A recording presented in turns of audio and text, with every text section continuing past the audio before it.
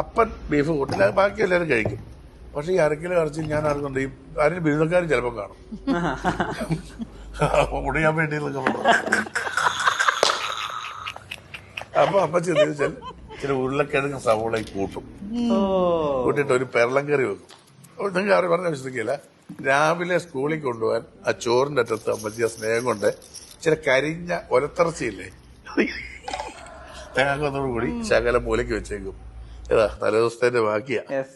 ഇന്നൊക്കെ അങ്ങനെയാണോ? ഇന്നൊക്കെ ഓരോരുത്തർ മേടിക്കും 4-5 കിലോ ഇറച്ചി ഒരാഴ്ച മേടിച്ചിട്ട് അങ്ങ് തിന്നുക. മറ്റേത് കൊതിക്കുന്ന ഒരു കാലമില്ലേ? ഈ കൊതിച്ച് ജീവിച്ചവരെല്ലാം അതിനോടൊരു വില കൽപ്പിക്കും. കൊതിക്കണം നമ്മൾ. എനിക്ക് പറയുന്നത് ഇന്നത്തെ ജനറേഷൻ ഏറ്റവും വലിയ പറയും ലഹരിക്കൊക്കെ അടിമയാണെന്ന് പറഞ്ഞു.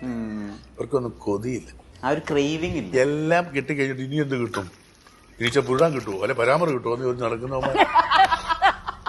എല്ലാം ഉണ്ടേ.